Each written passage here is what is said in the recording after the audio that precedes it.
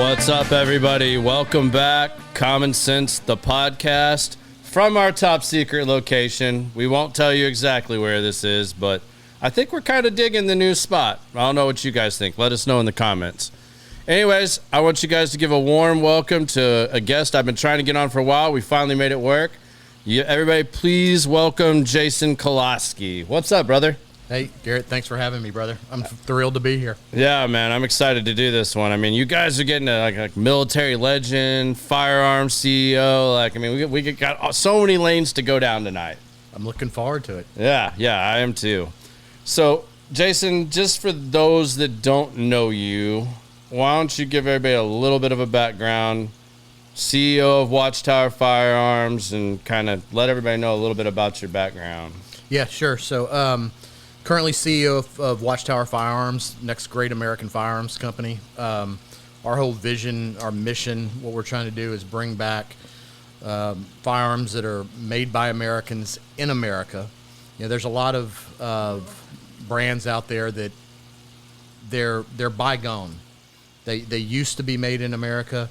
There's foreign conglomerates that kind of eat out on their names, and but they're actually built in Japan or wherever. So we're looking to bring that back to America, and we've had some offerings right now that are pretty impressive. I think you've been talking about our Apache, our double stack 1911. That the thing would make John Wick want to cry. I mean, it's one of the most badass pistols I've ever shot in my life. It looks like one of the most badass pistols I've ever seen in my life. I mean, it, like you said, John Wick. Like, you watch a special ops type movie or anything show, that is like the finisher gun. Like, the kid is amazing. Yeah, it's pretty cool. I'm very proud of it. The team's really proud of it. But we have a lot of other stuff like that coming out. That's just kind of the beginning of this story. So again, CEO of Watchtower Firearms. Previous to that, I ran a business unit at Raytheon. I worked in their Washington operations office. Prior to that, I spent a number of years in the Pentagon. I ran the Middle East office within policy. Before that, I ran South and Southeast Asia, oversaw India, and then prior to that, was involved in foreign military sales in Washington for quite a while, basically transferring capability and capacity to our allies and partners around the world. And then before that, I was a recon Marine. So those are better than Navy SEALs, right? Damn right, brother. I figured some of your fans that I know are probably watching this one would want to know your answer to that, so I want to make sure I got that in there. Look, it's very clean. It's a very clean answer. Listen, if you're looking for somebody to write a book, do a calendar, do a podcast, SEALs are incredible. There's some, my good friend Rob and Ray, they are exceptional at podcasts. I think it's fourth phase in Buds now. Yeah. Right before Hell Week. Yeah. It's afterwards. Oh, afterwards. No, it's okay. a finishing process. Oh, okay. It's a finishing process. But those are great Americans. I love them dearly, and we enjoy a little bit of I can't wait rivalry. to see the comments coming in after this. Like, that's going to be so great. The amount of shit you guys gave each other just when I first met you, when Rob was here doing his podcast with the other guys, was phenomenal. I mean, I sat and laughed all night. It was greatness. Love Rob, and Ray. He's listen, if you need somebody to lean up against or to put your drink on, he's perfect. He's right the right height, and that's why I brought him into the company. Yeah, I needed somebody to hold my drink. There you go. I mean, I heard they call him, what was it that I saw the other day? Like, they call him, like, in case of war, break glass. Well, in case of need of push-ups, too. I mean, I'll give credit where credit is due. I mean, Ray's a great American. He's a specimen. The guy works out like a freak show. It's unreal. I've seen his videos. Like, that thing he did with bedrows, like, I don't even understand. Like, I feel sorry for those guys. Like, they're getting to put Hell Week on civilians, basically, and it just looks so intense, but amazing. Yeah. I want to know, when the 1911, when they got to play around with it, did Nina outshoot Ray, or was it the other way around? I mean, I'm curious to how this went. I heard there's some little battles there on this range. Well, look, raised a special operator just like myself, and he's a great American. But Nina, I watch the American Air Gunner Challenge. You'll see what happens. I don't want to give it away. I've lost. I already know what happens. Okay. But I don't want to give it away. But at a certain point in Ray's life, Nina has bested him. We'll leave it at that. All right. Well, you guys will have to tune in and check that out if you want to see how that ends. But I'm looking forward to seeing it because I know what the Instagram posts are going to look like after that result comes out. Yeah, there's zero shit talking amongst the Watchtower influencers and brand ambassadors. No, never comes up. They don't talk shit at all. I mean, they're really quiet individuals that really keep to themselves. Well, it's interesting. Pewview, Nick Johnson, who's, he embarrasses all of us. I've never seen a guy shoot so well in my life. He's actually the only one who doesn't talk shit. Nick's pretty quiet, but the rest of them, it's nonstop trash talking. That's awesome, man. Well, where are you from? You're Cajun guy, right? I am. I grew up in the major metropolitan city of Moss Bluff, Louisiana. I say that tongue in cheek. The backwaters of Louisiana, Calcasieu Parish. Go down to the very bottom of Calcasieu Parish into Sam Houston State Park, and there's some swamps, and that's where I grew up at. In the privileged area, right? Privileged area. We were highly privileged. My first political appointment, and this is not a joke, it was really a political appointment. Our state representative, when I was 13, my mom was trying to put me to work immediately for obvious reasons. I'm a bit of a pain in the ass. They got me cleaning bathrooms in our local state park. That was a political appointment. So started picking up trash and cleaning bathrooms, and very privileged upbringing, very privileged. And but no, grew up hunting, grew up fishing. I was always in the woods throughout my childhood. Spent that entire time doing that. So it was kind of a logical sequence what I did in the Marine Corps. Also, my father was a Marine. My uncle was a Marine. Yeah, you had several generations. Did I get it right? Like, you've had a family member that's served in every war since, like, World War II? Yes. That's so impressive. My family kind of came over, they came over 1906, second great wave of immigration to the United States. I was always told we were Polish immigrants. I got very interested in genealogy later in life, and I started looking on the map, and I went to my grandmother, rest her soul, and I asked her, I said, Grandma, we're Polish, right? And she said, oh, yeah, absolutely. I said, but that city we're from's in Russia.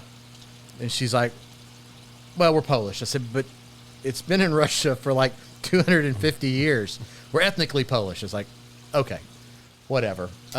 I don't really get too much into that. Right. I'm a big believer in America as an ideal, not a place. Yeah. And I'm a big believer in those ideas of American exceptionalism. So I never really grew up deep into the being Polish or being Cajun necessarily, or any of that stuff. So I think it's nice. I like St. Patrick's Day. I think everybody should have a holiday, and you should drink beer for everybody's thing. Yeah, or whiskey. I mean, whatever your thing whiskey. is. Look, whatever you bring to the table, I'm all about. But no, grew up in that type of environment. Since 1906, every member has the Army Air Corps, Navy, island hopping throughout the South Pacific. Like I said, both my uncle and my dad, all of my uncles were in Vietnam. So yeah, the military thing is something that's been generational. My son, I'm extremely proud of him. Just this past summer, graduated officer candidate school for the Marine Corps. Awesome.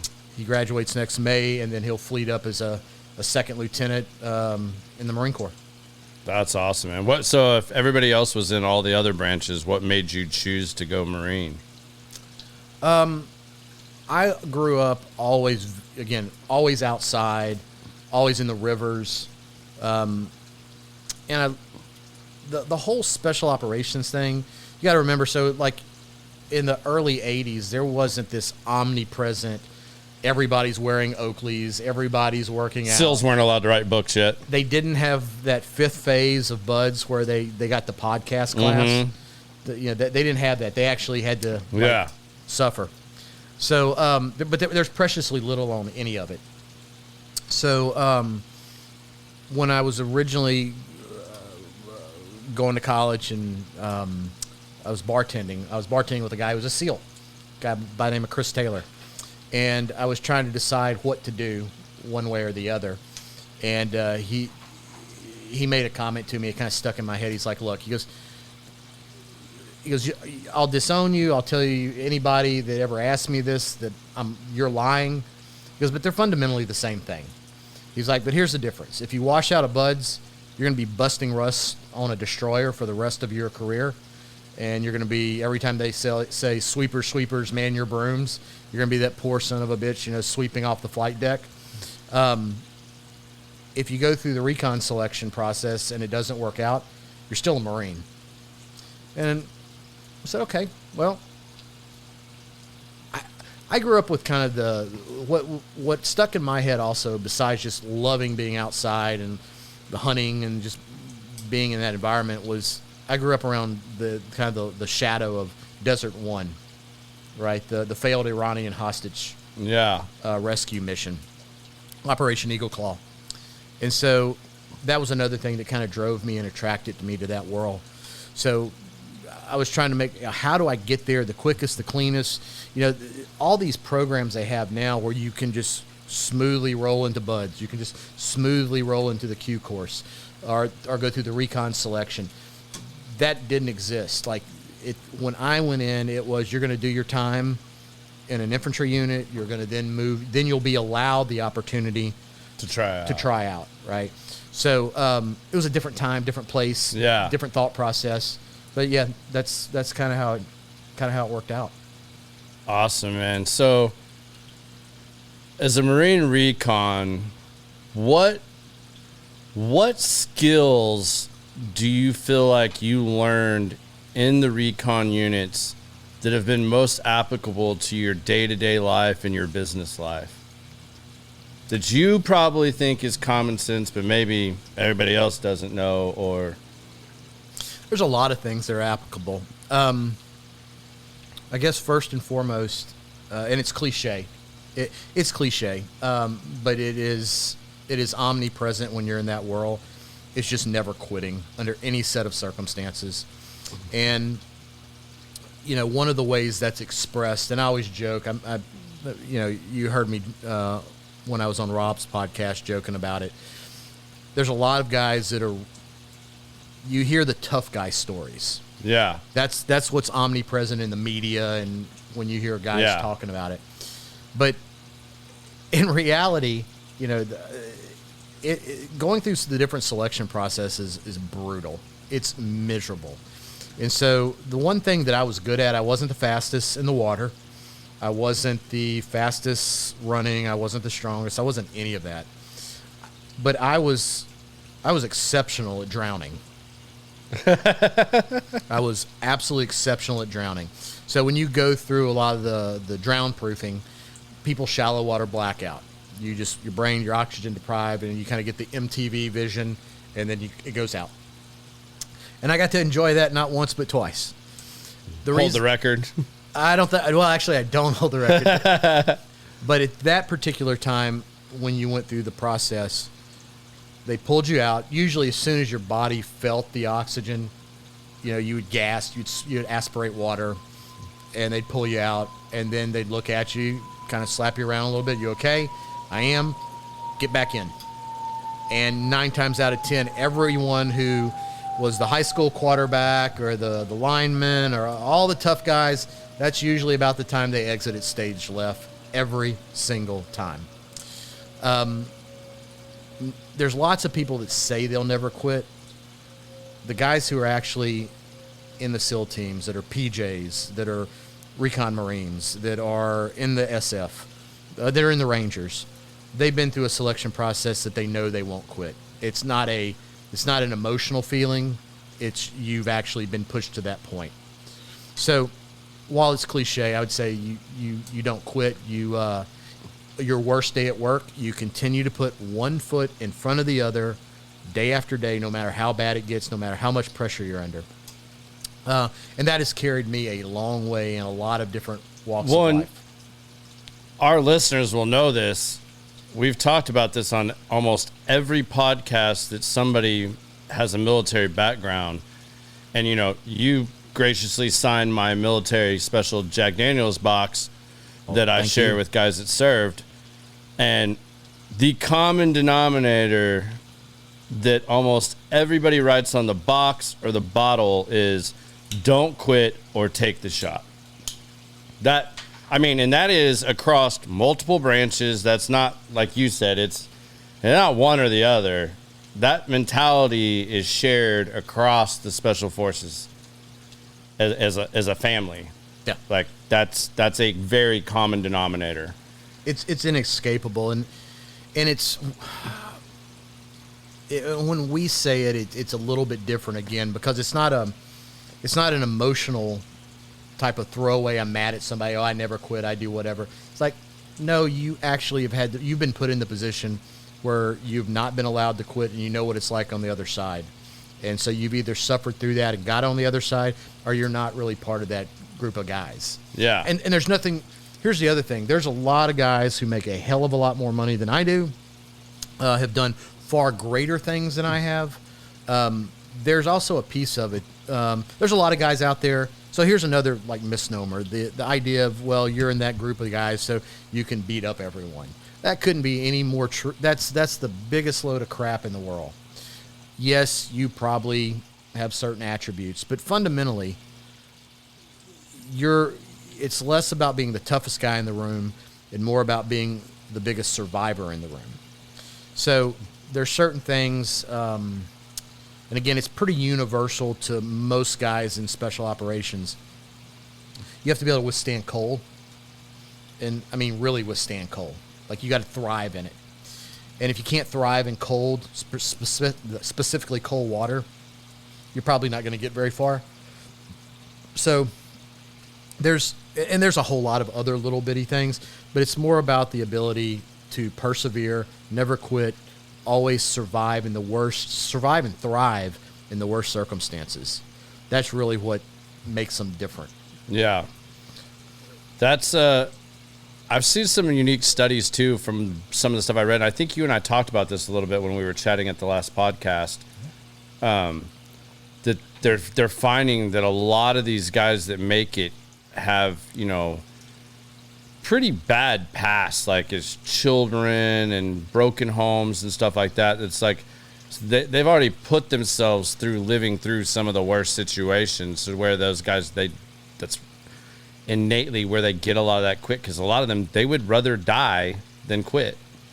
Yeah, and that's kind of the shallow water blackout piece of the story that I'd equate it to. I think there's kind of two, and I've seen some studies on this. It's hard to pin it down. The services have done SOCOM has commissioned several studies on this, and there's far more sophisticated ways to say it, but there's fundamentally two groups. There is what you just talked about, the kids who probably grew up relatively roughly, maybe broken homes, maybe some, unfortunately, some minor to major abuse could be in there, but it's something that drives them. Yeah. And it's usually the skinny kid. It's not the guy you would think is that guy. Yeah. And the other is just flat out. There's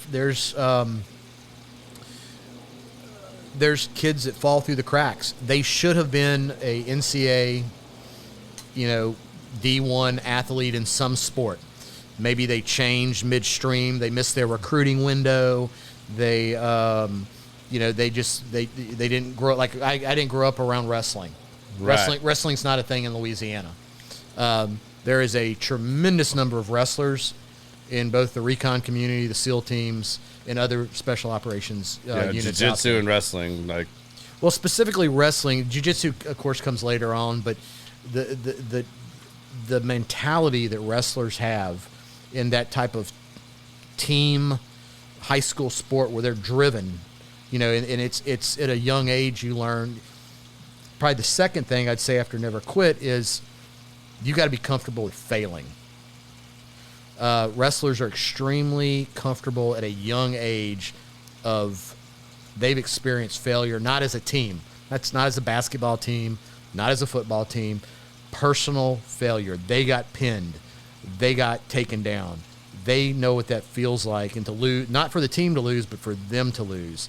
And that's ingrained into them. And your top level wrestlers, they run so far and so fast away from that, and that's how they become so great. But it is, failure is a big part. It's being able to fail fast, and recover, right? And it fits into kind of that special operations ethos. You're going to fail. Just get ready for it, right? And you're going to fail every stinking day because everything you do is hard. Yeah, it's cool. Yeah, you get to call everybody by their first name. The rank structure, for the most part, goes out the window, other than when you're in garrison. But you're doing hard stuff day in and day out. It is physically hard, but it's even mentally more challenging. So the two things, getting back to your original question, I'd say never quit in a real sense. You've experienced what that feels like, and then fail. Learning how to deal with failure. And looking at roadblocks is like a stepping stone, I guess, is part of that. I mean, that seems to be learning those lessons from the failures and not quitting when that's your adversity. Yeah, I mean, roadblocks are thrown in your way when so you don't quit when those roadblocks are put there, and then you've got to accept at some point, beyond the selection process, that you have to push yourself to failure constantly. Do you have an example of, like, maybe in the real world, non-special teams or maybe business, where you saw something maybe initially as a roadblock, but then it was just an absolute learning lesson and it was a good stepping stone? Oh, geez. Every day, all the time. I don't think I have gone to work one single day in my life where the clouds have parted, people have walked in with all the answers, and it's just been easy. I don't know what that's like. I've never experienced it. Maybe maybe I'm the fool, but I've just never experienced a day where there hasn't been roadblocks, there hasn't been problems.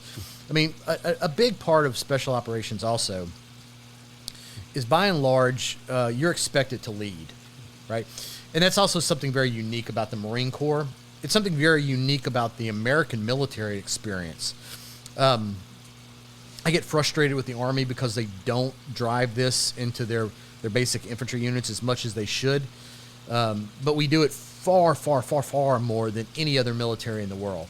So the lowest private, the lowest lance corporal, they're all expected to lead. Now, that may be one person. That may be in a kind of an ethereal sense at that lower level. But everyone is expected to lead. And at the NCO level, our military is run by NCOs. Period. There's not an officer in the military today that would counter that comment. Okay? Our officers are fantastic. They have a particular role, but our military is run by non-commissioned officers, corporals, sergeants, staff sergeants, on and on. And that makes us very unique. You see in the Ukraine right now, there's something like, I think last count, 160 Russian generals that were dead. There is thousands of officers that have died, passed away, whatever. And it's because they have to do the role of what our NCOs do. Because they're conscript armies, they won't lead on their own. They can't fight on their own. They can't think on their own. Part of the secret sauce of what makes the American military, and America for that matter, so amazing is that we're taught, and leadership is pushed down to the lowest common denominator. Well, in the special operations community, you take that and you put it on steroids, right? Yeah. There's no one. I don't care if you're the lowest ranking individual. If you're a recon Marine, you're taking control. You're taking, you're accountable for everything that's going on around you, and you make absolutely no excuses for when you fail. You accept it and you move forward. So that community in particular, that type of leadership down to the lowest common denominator it's inescapable. That's fascinating. I mean, so you touched on Ukraine.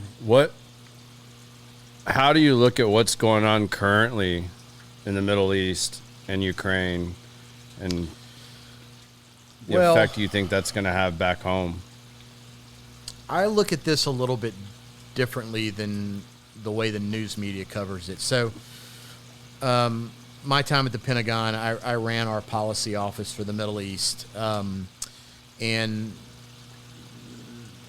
so from a policy perspective, you don't get real caught up in, TTPs.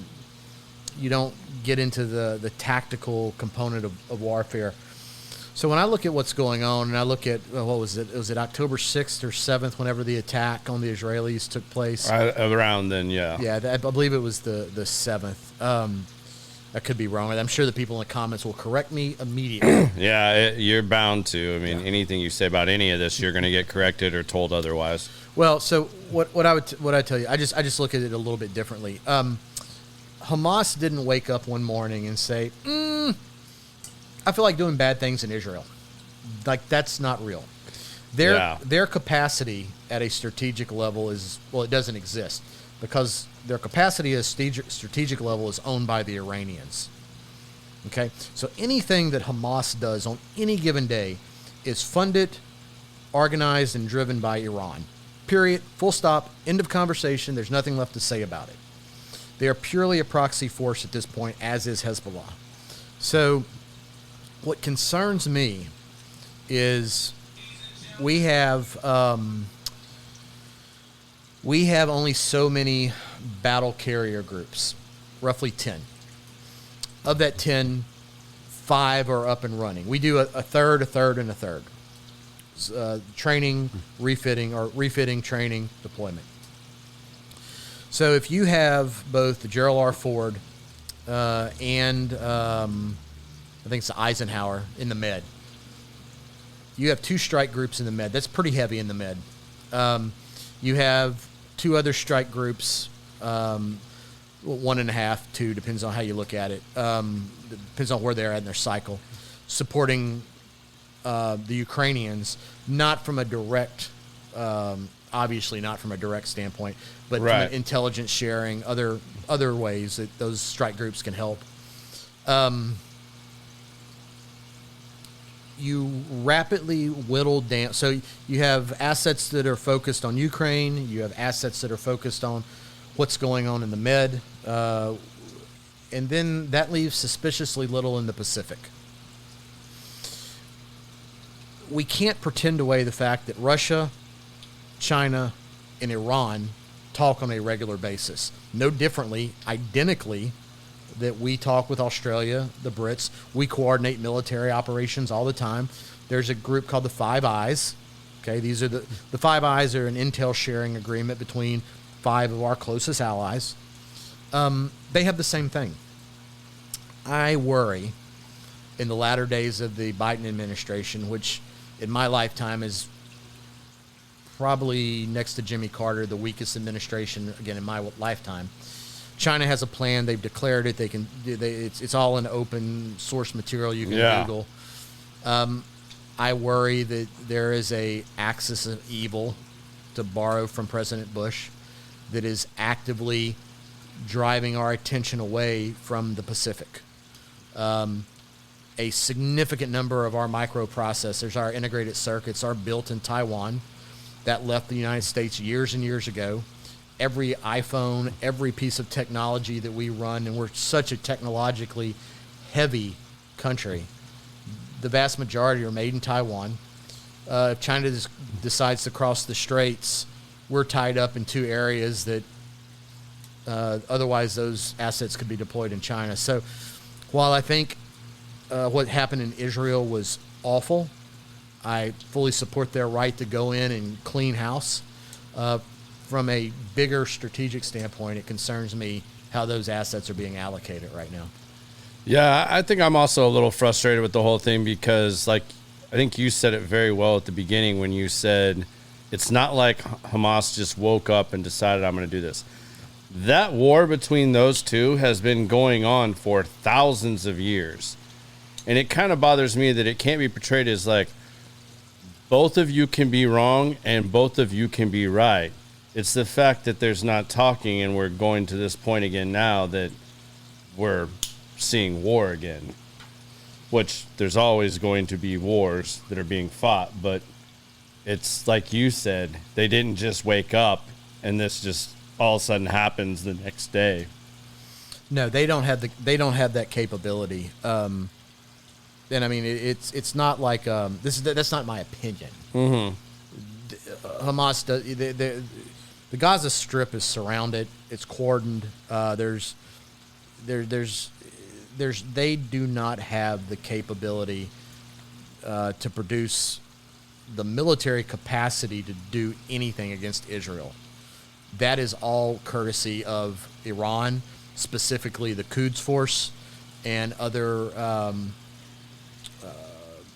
what we would consider special operations. Philosophically, they're terrorists, but they support Hamas. They support Hezbollah. They fund everything they do. Without Iran, it's a very direct line. It's not a dotted line. It's a very direct line. Yeah. Yeah. Real quick, I'll get this in because I'll forget if I don't. I don't want to steer too far off course. But everybody likes to know what we're drinking and what we're smoking. So, you know, we're not at the cigar lounge. We're not at ICC tonight. We're at the top secret location, a.k.a. my backyard. Ain't a secret no more. And it ain't a secret anymore. That's all right. Because you've been pushing me for this for a long time, so we might as well spill the beans. Facts. Yeah. So what we're smoking, you're a big fan of the Padrones. Love 'em. So we've got here the anniversary series. We've each got a regular anniversary, and then we've got a Maduro wrapper. These are both phenomenal cigars. You can smoke them with what you're drinking, not drinking, whether it doesn't really matter the spirit. These go with about everything. So you're free game with these things, and they're excellent. These are fantastic. Yeah, and they're not super pricey. I mean, you can pick these up for around, I don't know, somewhere between $12, $15 a stick, something like that. They're not super pricey. They're excellent quality. I've never grabbed one and had a draw issue or anything like that. They're just solid, good go-tos. Then as far as what we're drinking, right now, I think we both started with the Buffalo Trace. It's a single barrel. Can't go wrong. Yeah, you can't go wrong with Buffalo Trace. Then we brought down the Balvenie because you also like Scotch, and I'm newly into Scotch. Well, let's talk about that. I'm not a super Scotch guy, although this sherry cask 18-year-old, like, this is phenomenal, and I'm really liking it.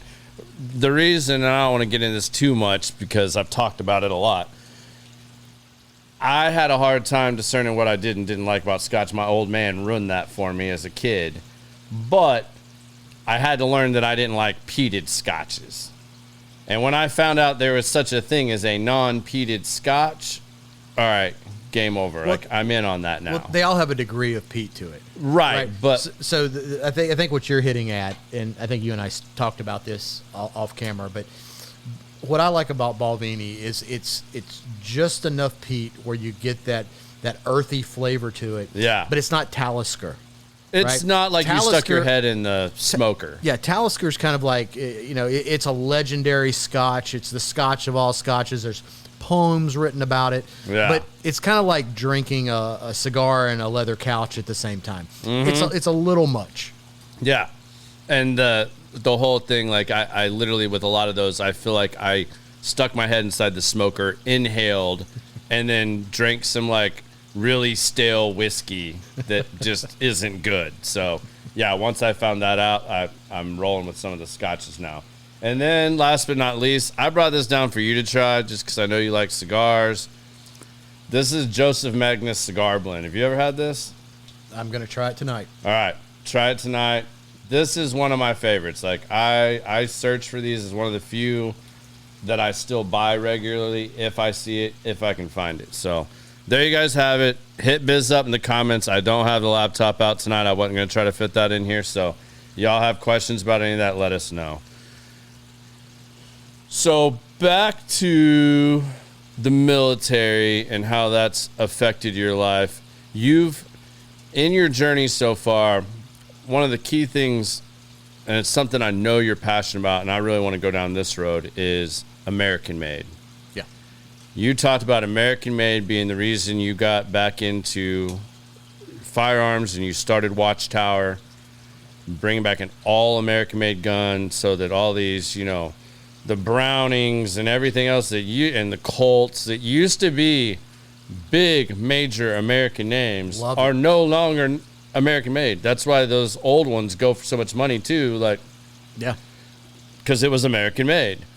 And I think bringing more stuff back to American soil and being made here is crucial for us in the next decade. And I think that's something you probably really resonate with. I mean, you even mentioned it with the distraction in the Pacific of, hey, all of our computer chips are made in Taiwan pretty much, or over in Asia. So how do we get more people? Where do we find someone like yourself that is passionate about this stuff to like start getting this? I mean, like you went out, I mean, I've seen your board of directors on here. Watchtower Firearms is one of the most impressive things I've ever seen in my life. I mean, Lieutenant Colonel Allen West, I mean, good God, that's an American hero. Like, we're kind of red, legend. white, and blue, yeah. Yeah, so I mean, seeing stuff like that and knowing how important that is to you. I mean, I know there's people like Jocko out there that started Origin and, you know, bringing back. I think that's super important. What are your thoughts about that, and why is that such a passion for you, and what do you think it's going to take, and how do we get more of that happening here? Yeah, so it is 100% passion for me. I grew up in that environment. And by the way, I'm not a believer in. I'm not the guy who sits around going, "Oh, this generation sucks," and you know these millennials, they're terrible. And I distinctly remember when I first got in the Marine Corps, we were the Pepsi generation. We were the, you know, these Generation X kids. They're a bunch of clowns. They have no idea what's going on in the world. And I think every generation does that. I hold out a lot of hope for the millennials. I think there was, you know, probably there was a Roman legionnaire sitting out somewhere in Galilee going, yeah, last generation, they're soft. I think that's pretty much been a normal thing. But what really drove me to this moment was, I think there's something that's uniquely unfortunate that's happened in the country, and it's a lot of this diversity, inclusion, equity. It's a silly conversation, unfortunately, that this administration has really grabbed hold of and embraced. And you know, when my family came here in 1906, they were dirt poor. My great-great-grandfather worked in the coal mines of West Virginia. At that point in time, they had a company store, and people who are fans of history will understand this. You know, the company store was always overpriced to the point where the workers could never leave. They were all immigrants, and they were always indebted to the store. So they basically worked as indentured servants because that's the way it was structured to keep them there. That's part of our history. There's it's bad. There's good. There's people who came to America as slaves. Horrible piece of American history, but it is what it is. And what I would prefer to do is celebrate people coming from those rather indentured servant type of roles, slavery type of roles, to the amazing cornucopia of what makes America phenomenal. It's part of our secret sauce. We're literally like a Bud Light commercial. Well, not anymore, because they took a I was gonna say, you might weird. We'll go with Coors Light. we are that shiny city on a hill that emerged from nothing, from the streets of Chicago covered in horse dung, just awful, horrible existence where people pulled themselves up by their bootstraps under the worst of situations and have persevered to what we are now, which has surpassed Rome, right? We're all here as a multicultural society surpassing everyone on the globe who said, can't be done. It's impossible. I love that. I love the idea of American exceptionalism. I love the belief that you can take that multicultural society, blend it into something that is more powerful than the lessers of all of those components, and have this incredible nation that is what we are today. So I'm taking a long way to answer your question. I'm taking you on a bit of a journey, but I have one of the other things you'll find, and I say this very tongue-in-cheek for the audience, so please comment, guys, in the comment sections, take a deep breath. The other thing you'll find with special operators is we're very flexible morally. We're put in situations that are not always comfortable, and you've got to figure out the lesser of evils. That's the nature of the business. Well, I think when you look at making some of those lesser of evil choices, you kind of get to a place where you're looking for best outcomes. Okay. And I think when you start going down the road of victimization, of the D&I type of narrative, it's very off-putting. And it was the first time kind of in my life where I literally said, I can't do this. I can't be a part of it. In the company that I work for, I was a highly compensated executive at the second largest defense company in the world. And I just basically walked away from it. I said, I'm not going to be a part of this. I can't do it. It feels icky. It just feels icky. So when I made that decision, I wanted to get back to that American exceptionalism idea. I wanted to get back to those beliefs and ideas that I'd grown up with, that had helped me become a recon Marine, that had helped me get to the places that I got to in government. And so that's really what drove me into Watchtower. It's like bringing back the American dream. For me, it's bringing back, and I don't like to say bringing back because it feels like, when I was a kid, or I walked through the snow, barefoot, naked, uphill, backwards, both ways, and I think that's a silly kind of conversation too. But we have in this country, we have so much to be proud of. We have so much to be thankful for, and I loved firearms. I never really thought of it in the sense of, today we have this very polarizing Second Amendment type of conversation. Yeah. I never thought of it that way. I grew up with the Sears Wish Book catalog and Bass Pro Shop catalog, and had all this, you see Colt, and you'd see Browning and Remington, and all this stuff. And it was like, and it was merchandise, and it just felt good. It was warm and fuzzy, kind of Christmassy stuff. Excuse me. And that's gone. And what we have now is, Remington has been in bankruptcy 2 or 3 times now. I don't even know if they can use their own name anymore. I think it's Remco. I've lost the bubble. It's been a mismanaged company for a long time. Browning's owned by FN. It's a Belgian company. Colt's owned by CZ. It's a Czech company. Barrett, the Barrett Light 50, something we loved in the military.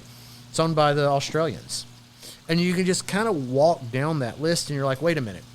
These are not American companies anymore. So you have European conglomerates. And by the way, the Europeans most countries don't have a strong what we would call Second Amendment posture. So they're making money off of selling to Americans, but those profits are going back home. You know, SIG's a German company. It's owned by L&O Holdings in Germany. Period. Full stop in the conversation.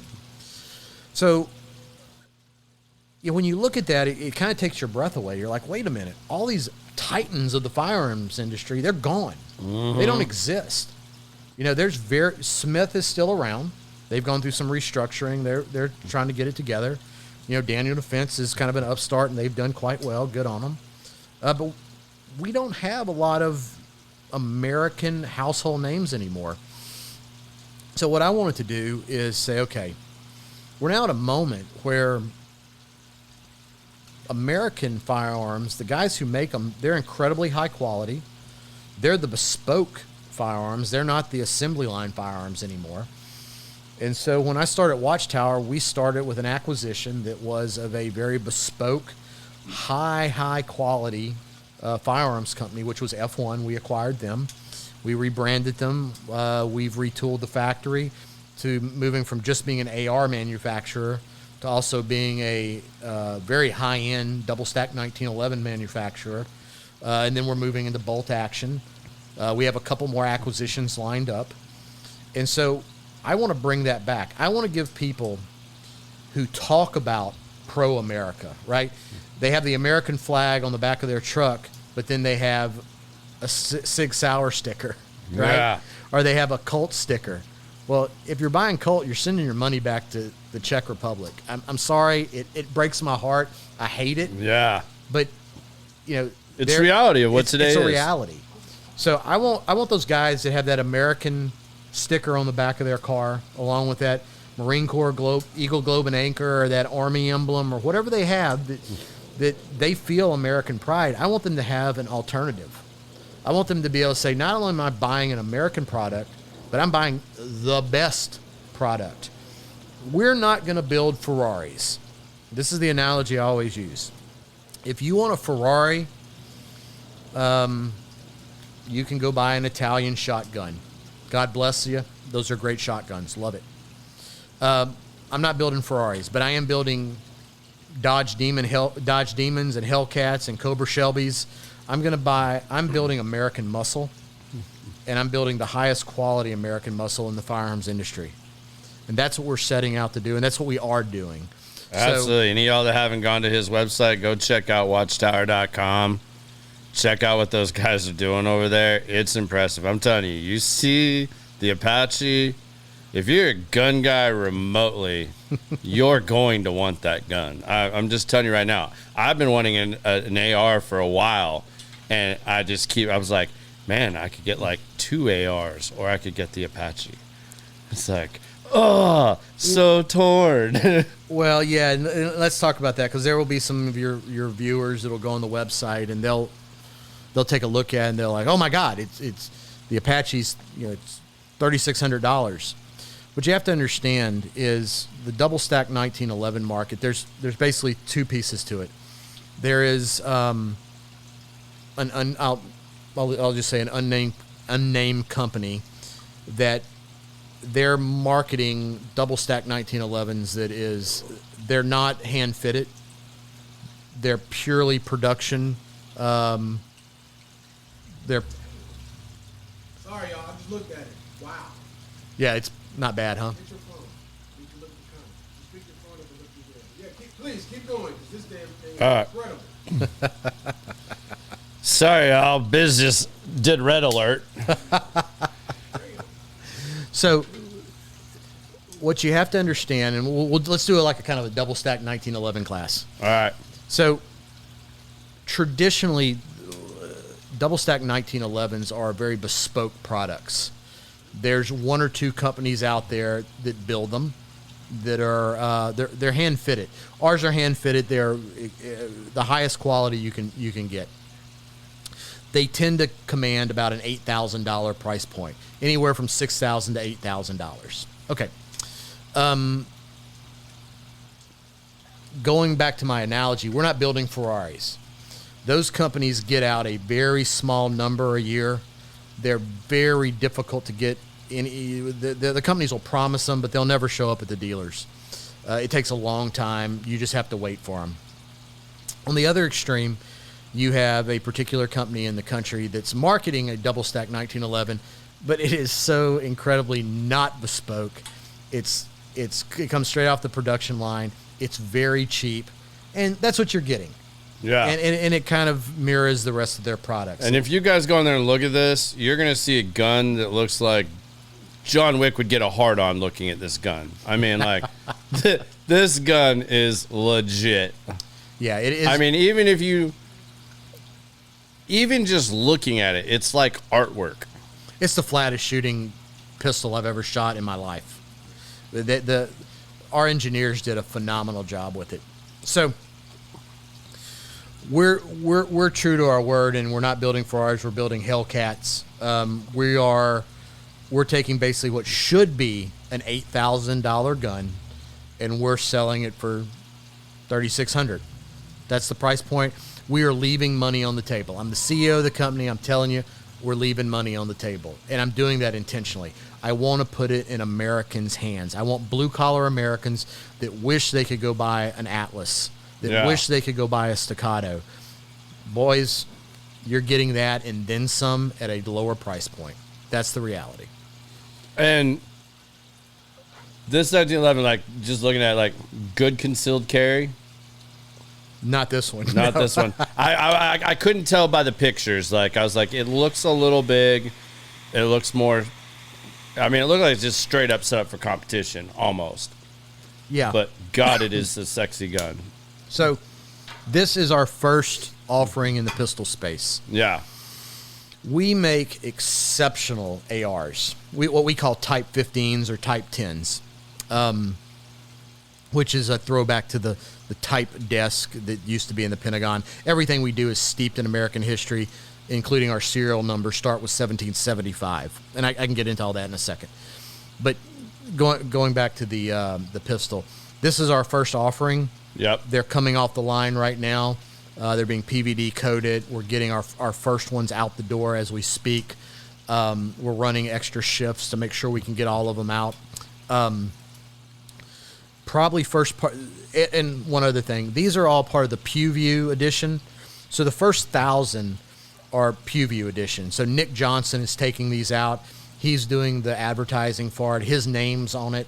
Our long-term Apache will probably be offered in both graphite and black.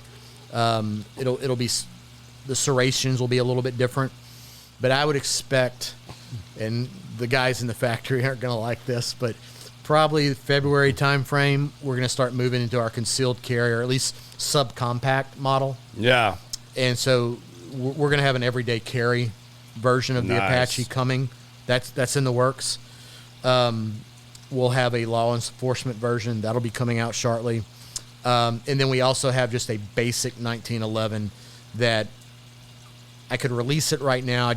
I want to get as much focus on the Apache right now, and then we're also gonna have a basic, just single stack 1911. Yeah. Awesome.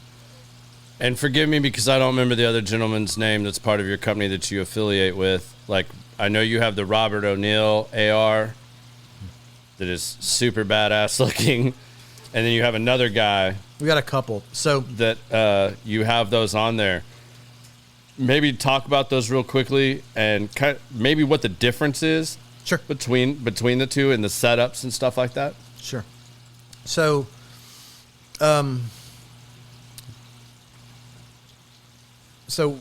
we have a Robert. We have Rob's. Robert J. O'Neill, gentleman who blew up bin Laden's brains. He has a very specific Type 15 that is a similar setup to, he always likes to say, it's a similar setup to what he had on the Abbottabad raid, but it is, it's also what he wished that he had on the raid. Yeah. And then he also, he has his signature on the side of it. It's a really nice, nice. It's black AR-15. And red. I mean, it's pretty sweet. So that's Rob's. Then Nina Outdoors. She's another one of our brand ambassadors. She's taking out two rifles. We have what's called an HSP, hunting special purpose, H for hogs.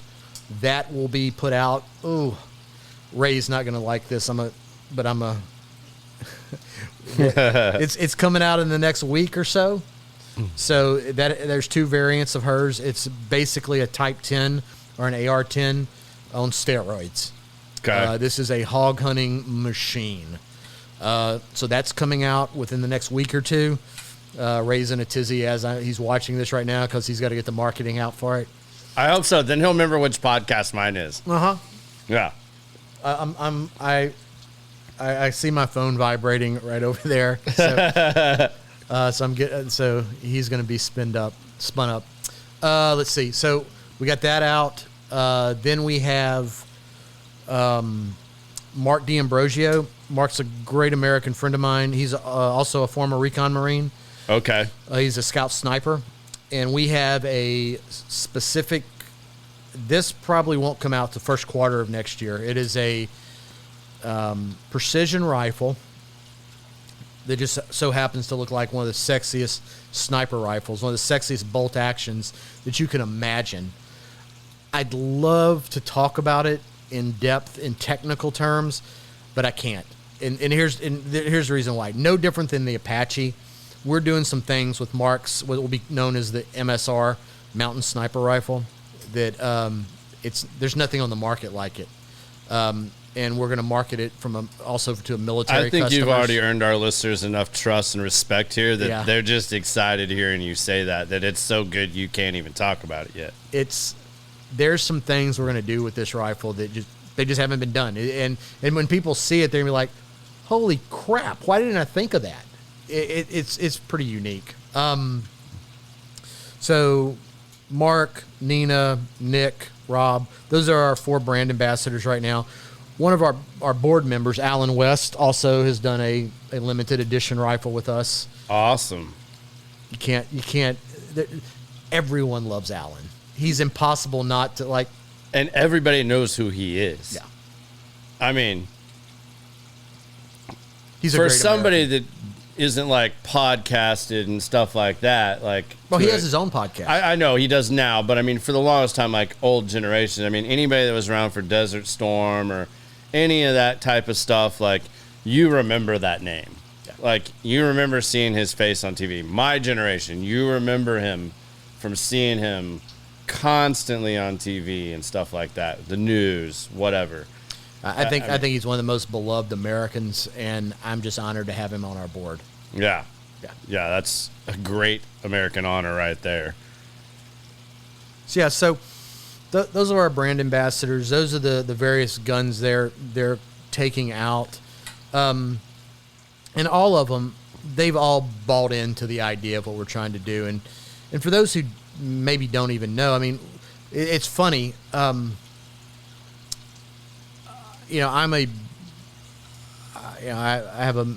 have a master's in international relations. I study religions. But you went to like the Naval War College or whatever, or military war college as well. What's it called? I mean, I know I'm butchering this right now. Everybody else that's hardcore is like probably slaughtering me in the comments on this right now. No, I doubt anyone cares. I went to the National Defense University, the Industrial College of the Armed Forces. There you go. It's now called the Eisenhower School. Woo, whatever. Yeah. So Watchtower, the name is derived from Operation Watchtower, which was the invasion of Guadalcanal, final resting place of 7,100 American souls. Some of the fiercest fighting in the Pacific and the turning point in the Pacific. And that I wanted to honor. I didn't want to, Remington, love Samuel Colt, love John Browning, but this is not about me. That's not what our company stands for. It's about a collective. We've brought together a group of special operators and defense executives to build out that next great American firearms company. It's not about me. It's about bringing that back to America. And so everything we do is steeped in American history. But where I was going with the Watchtower thing is, I find global religion's very interesting. I like all of that. I like to study that. And I had no earthly idea, because I don't get into some of the weirder stuff, that Watchtower is like the publication for Jehovah's Witness. Oh, I didn't know that either. No, I didn't either, but I guarantee you there'll be somebody in the comments that is going to make a comment about, it was too weird for me to follow. I just didn't, everything we put out, again, it's steeped in American history. Our namesake, again, Operation Watchtower. Our new suppressor that will be released here, our second generation suppressor, is going to be called the Jed Bird.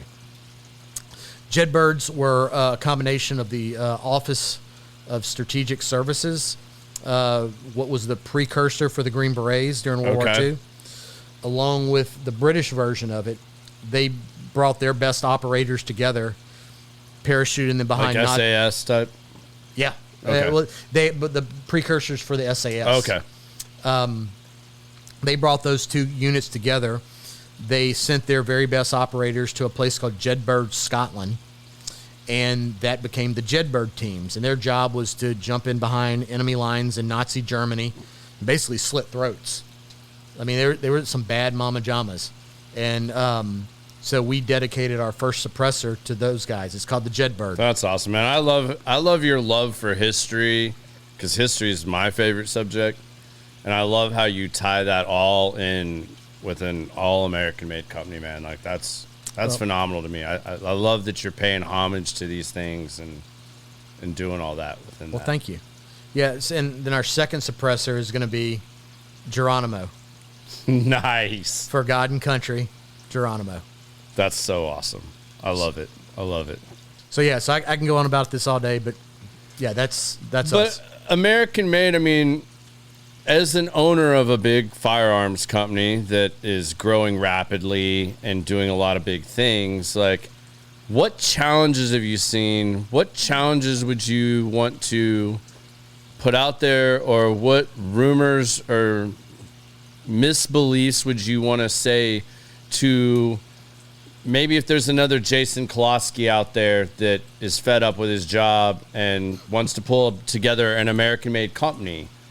I mean, because immediately you're going to hear in the comments, I know without even looking, that things are too expensive. The work ethic here, the, finding good help, all these things that as a CEO are things you deal with, and you're doing it. You have an American-made company that's producing products. So how do you see that? You have a lot of hope, you said earlier, in the generation coming up. Like, where are you seeing that? What's giving you that hope? And what can you what rumors or misbeliefs can you dislodge maybe for somebody that would be considering that somebody that wants to, maybe they want to be the next chip manufacturer and bring that back to the U.S.? Yeah. Well, because of the Jones Act, shipbuilding, at least for the Navy, is here, and it won't ever go anyplace else. Mm-hmm. But no, I'd say a couple of things. Starting your own business is every bit as hard as anyone tells you it's going to be. Absolutely. Probably harder. In the final analysis, it's all about leadership and knowing yourself. So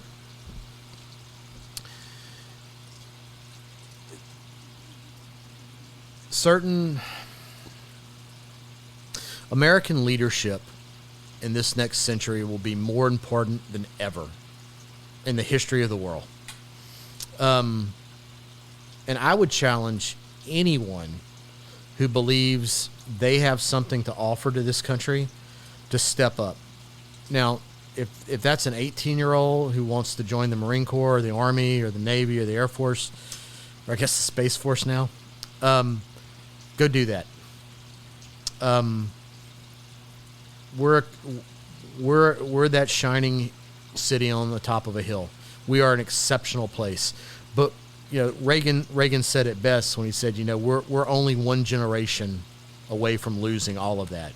I think the quote was actually, we're only one generation away from losing freedom. But it applies in a business context. It applies in a military context. It applies in any context. So if you sit back and just go, oh, you know, people are hard to deal with. You know, this generation sucks. It's hard. Well, then leadership's probably not your thing. And you're probably not cut out to lead in whatever area of the world or whatever walk of life you're interested in. But for those people who do believe in American exceptionalism, that do believe in what this experiment is, pick up that mantle that your fathers, your mothers, your grandparents laid out for you, and it's going to be hard. You're going to shallow water blackout. You're going to fail. You're going to fail. And get the fuck over it. You're going to fail. But as did your fathers and mothers, as did your grandparents, as did your great-grandparents. We didn't magically show up here. We're not like Hamas. Nobody's funding us. We're doing this in real time. So if, the millennials are no worse or no better than anything else or anyone else. Take the time to understand how to lead men and women, understand how to lead, understand how to manage, understand that sometimes it's ugly, sometimes it's awkward, sometimes the people that you count on the most will fail you, and lace up your shoes and put one foot in front of the other and go back and do the things that are hard. If you don't do things that are hard, then you may as well be Hamas. You may as well sit there and feel sorry for yourself and teach D&I classes. Like, that's easy. Being a victim and sitting back and, these millennials, they're hard to manage. They don't show up on time. Okay, well, then those that don't show up on time, have those conversations. Sit down with them. Explain what you're trying to do. Explain how they're part of the deal. Explain how they're part of the business or part of whatever activity you're doing. Get their buy-in. Help develop them in a way that somebody developed you at some point in time. My both my parents are alive. They'll probably watch this podcast. My upbringing was not, it wasn't a bed of roses. My parents were hard on me, and a lot of people that were childhood friends would say that's an understatement. They were very hard on me. Their parents were hard on them. And not all parents are that way. Some parents take an easy road, and it's later in life that you have an opportunity to make a difference in some young man or some young woman's life. Do the things that are hard. And so if you have a vision that you want to bring something back to America, if you want to grow something, you want to build something, bring in the group of people that you're going to work with, that you're going to help shape, and work with them. Spend that extra time. Go the extra mile. Do the things that are hard. You hear it's cliche-ish, but in practice, that's how you get Dana Whites. That's how you get Elon Musk. That's how you get Bill Gates. That's how you get Steve Jobs. Do the things that are hard. I mean, I would challenge anyone out there that's watching your podcast, especially younger folks. You're never going to be exceptional. You're never going to rise to the level of what is expected of you as an American and the ideas of American exceptionalism by doing what is easy. Yeah. That's what Europe does. Europe looks backwards. When you think about Europe, and you think about a number of our allies and partners, when you think about France or Germany, where do they come from? Kind of the mist of history. They're tribal. They kind of come together. Yeah. Where do we come from? 1775. It's on a date, right? We know where we come from. We know the moment. We're not looking backwards. We're not talking about French history. We're not talking about Germanic history. We're talking about what's next. Never in our history have you ever heard Americans talk about what's behind us. We like it. My guns are my serialized 1775. But fundamentally, we always look what's next. That's what makes us so different. And I would encourage anyone to think about business, the military, what they're going to do next in life in those terms. The most American thing you can do is figure out what's next and what's in front of you, not what's behind you. Very simple. Absolutely. Maybe expand on this a little bit for us, because you've kind of hinted at and you've talked about it too with your company of surrounding yourself with the people that you need to get the job done. And you've surrounded yourself with great people. Oh, yeah. And you've brought in I'm the weakest link in my company. Let me be very clear. CEO right there telling you that. Everyone around me is stronger than I am. There's not an exception to that statement. And I don't feel like, I mean, I could be wrong on some of these. I mean, obviously you've met some of these people throughout your various jobs and your career, but you've obviously led by example. You've been a great leader at the things you've taken on here, there, but you've still always put that team around you. How instrumental has that been, and what advice would you give to people about putting those type of people around you and surrounding yourself with those type of individuals? And how influential has that been on your life? Oh, extremely. So I always use this analogy. It's simple. I think the more simple you can make things, the easier it is for people to understand you. So anyone who's interested in, it doesn't have to be firearms. It could be anything. You want to be an entrepreneur. And this is, again, Ray will be in the comments when I make this comment. I haven't been to the gym in a while. But when I went to the gym on a regular basis, I never lifted with anybody weaker than me. I only lifted with people stronger than me. Why? Because I want to be stronger. And so surround yourself with people that are stronger than you. In the special operations community, we don't have a lot of people. As a recon Marine, you deploy with it. A direct action mission is a little bit different, but on a regular green side of the house, you're working with 5 or 6 people. And I would rather have been with those 5 or 6 people than a battalion or a regiment of other Marines, to be perfectly honest. Yeah. Because those 5 or 6 guys around me were so much stronger than anyone else in the military at that point in time. So it's an analogy, but I'd say it carries in the business world. Kind of goes with those failures you're talking about. You guys had failed together, so you knew what their failure level was and where they were at. You never had to worry about that. And those strengths overlapped and complemented to make you such an incredibly tight and strong operating unit. The same is true in business. There's very, very little different, at least from a kind of an ethereal standpoint. You've got to surround yourself with people who are better than you are. My CFO, the guy is, if you're going to go to war in the financial world, he's the guy you want right next to you. My chief growth officer, he would throw himself on a hand grenade as opposed to fail. Doesn't mean my CFO doesn't have hard times. Doesn't mean my chief growth officer doesn't deal with adversity, especially in this economy. We've had a major downturn in the firearms industry post the high levels of sales during COVID and during the election. But yeah, my chief growth officer would throw himself on a grenade before he quit. Same with my chief marketing officer, who we've talked plenty about. Ray Cash Care would rather die than fail when it comes to making sure that we get our message out, and that's what I love about him. Same is true of my chief operations officer. Everyone I surround myself with is so much better at their particular job than I could ever hope to be. What I have is the audacity and the balls to sack up and say, we're going to go do this, and sell people on the vision, raise the money, and then execute. And that's it. It's not any more complicated than that.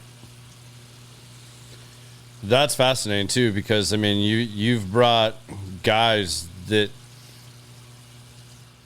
that's a hard thing to live up to a certain degree. a leader of those types of men too, because I mean, you're surrounding yourself and expected to lead guys that have been led by some of the greatest men that have walked this earth at one point or another.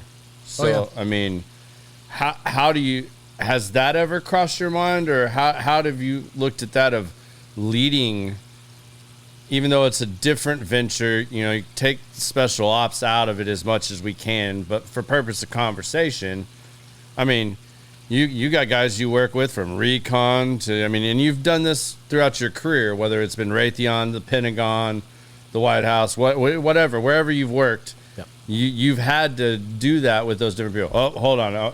We're going to make you try this switch one gears? first. We're going to let you try this one first. Okay. I don't.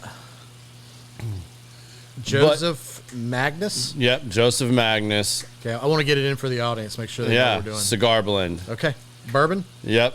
Okay. I don't know which batch that is off the top of my head, but Well, it's a good one. given what you have upstairs, it must be one of the best batches ever. Shh, we already disclosed the secret location. Shit, sorry, my bad. Okay. But you've had the leaders, you've had to lead, I mean, exceptional men that have been led by great people and great other great leaders. So has that crossed your mind? Do you ever think about that, or does that not cross your mind because you're giving leadership, or how have you looked at leadership, I guess is what I'm trying to ask, when you're leading such great men, because all you do is surround yourself with greater men? Yeah. I look at it a little bit from when I was younger and I was managing departments and everybody was 10 to 15 years older than me. And I mean, I got asked that in questions when I was being interviewed of how are you going to get them to respect you when, you know, they've been doing this since you were in diapers, or, you know, whatever the case may be. Well, so I think everybody's journey is different. I think everybody has a different way of getting to the role they're playing, whether it's with the company, whether it's in government, whether it's in the military. And there's no false modesty here whatsoever. I have been blessed, truly blessed, to have worked with some of the greatest leaders of the modern era. There's just no getting around it. You know, my original team leader when I was in recon was a guy by the name of Chad Ramsey, retired Master Guns Ramsey. He was retired as an E9. Phenomenal leader, incredibly thoughtful, incredibly caring about his guys. I've watched him fail. I've watched him succeed. And so my foundation was incredibly strong just coming out of the military. Moving into government, I worked for several 3-star admirals. The role I played was pretty much their pit bull. And so I have probably 50% of all admirals that love me, and I have 50% of all admirals that despise me. That's the result. But I learned a lot from that process. When I became a senior civilian at the Pentagon, you know, I worked for Bob Gates. I got to see how he operated and how he thought about things. I worked for a lady by the name of Michelle Flournoy, who was the Undersecretary for Policy, basically a 4 or 5-star equivalent, depending on how you view the world. The third most senior position in the Pentagon. One of the most phenomenal leaders I'd ever been around. You meet stars. You meet, and I'm not a big fan of the the Hollywood scene at all. I genuinely do not like it.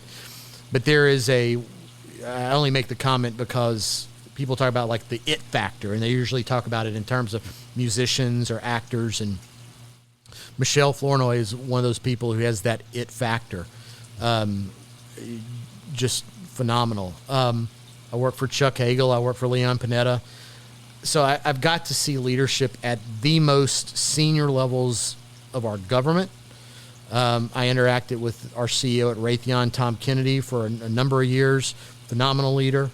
So I've been blessed with seeing what leadership looks like at the deck plate levels, when the rubber meets the road, and I've got to interact on a daily, if not hourly basis with some of our nation's greatest leaders from a corporate and governmental level. So I'm not particularly intimidated or concerned or... Well, what advice could you give somebody that finds themselves, let's just take it as your average Joe person that has started building a circle, of people that are greater than them at whatever given things for what they're putting together. What advice would you give them to being a good, effective, or a better leader in that situation? Yeah. Well, so leadership is not technical expertise.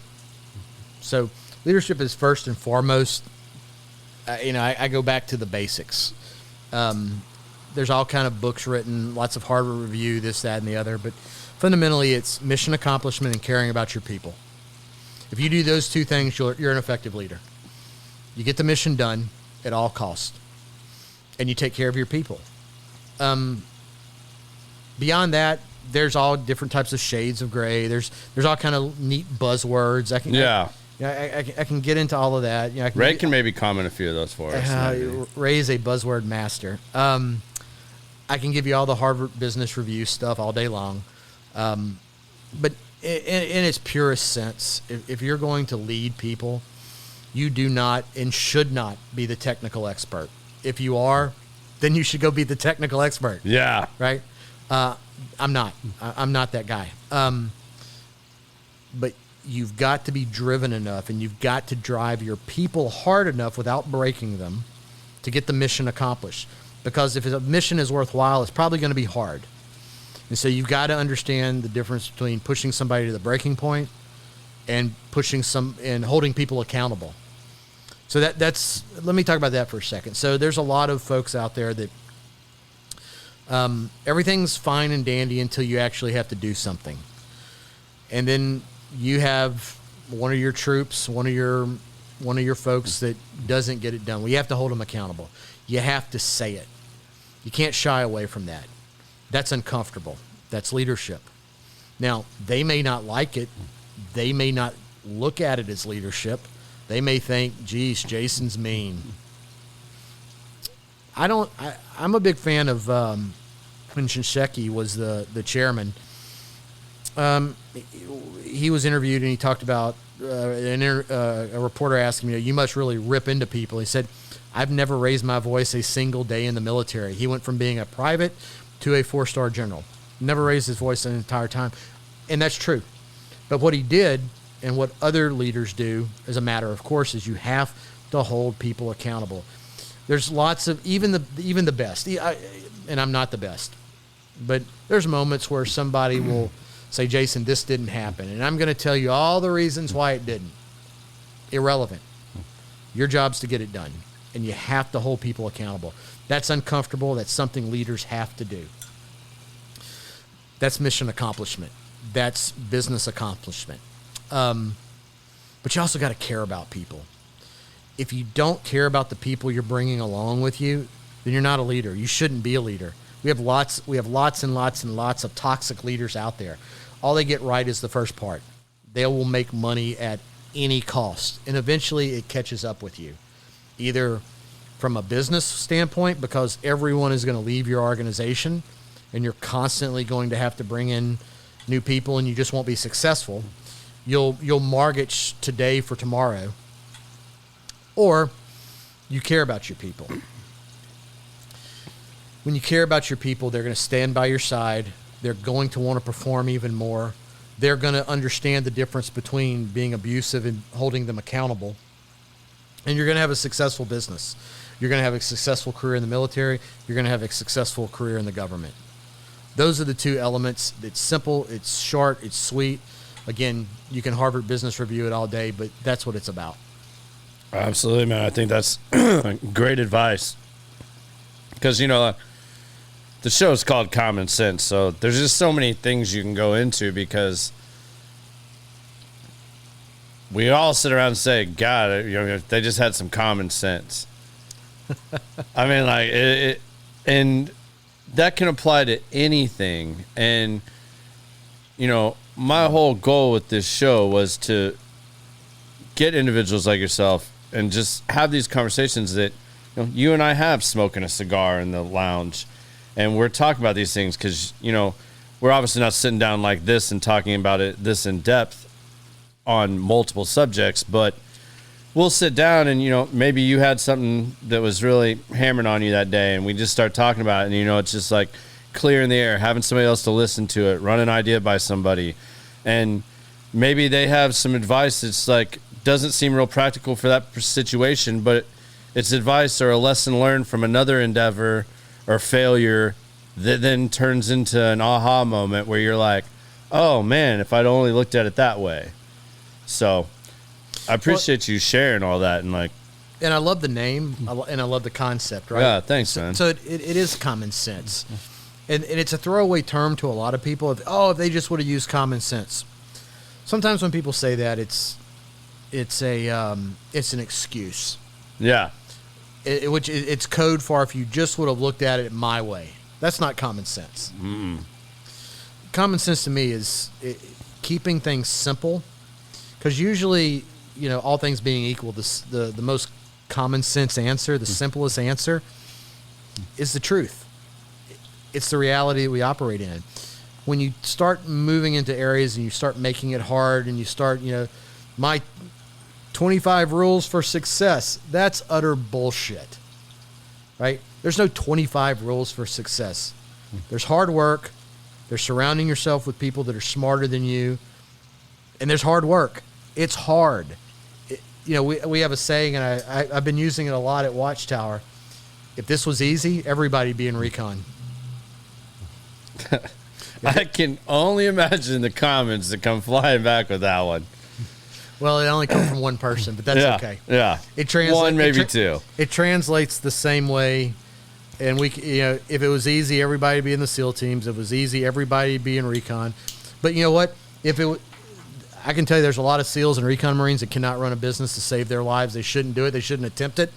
They are badasses. They can drown and freeze better than anyone else. And if you need them in a room to take out bad people, they're your guys. But they probably shouldn't be running a business.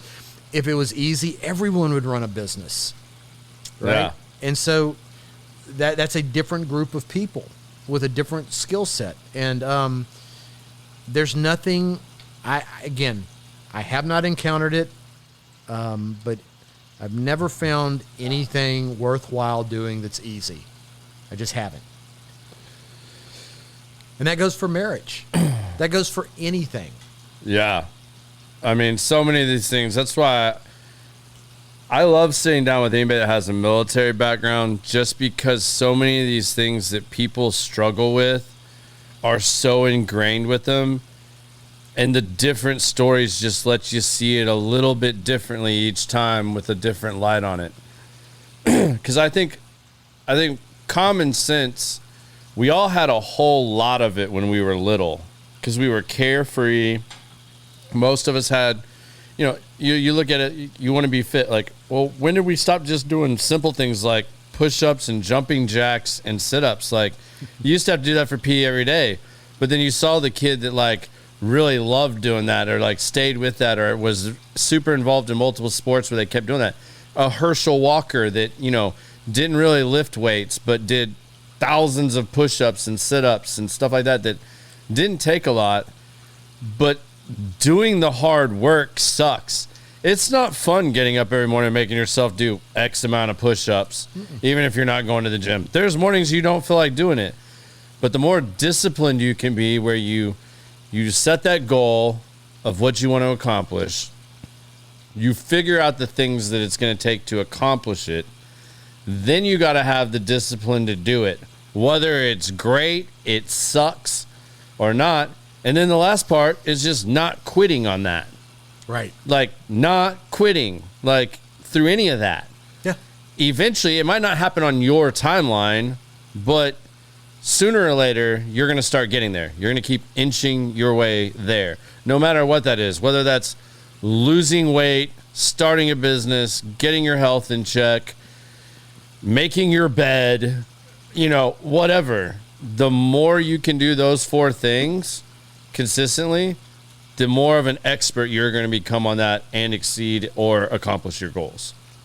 Couldn't agree more. And I think we get lost in that a lot of times. Like it can be so simple, but we come up with all these reasons not to, or why it's too hard or not attainable. We put so many roadblocks in front of ourselves. Absolutely. And sometimes you're your worst enemy, right? So to your point, you create roadblocks.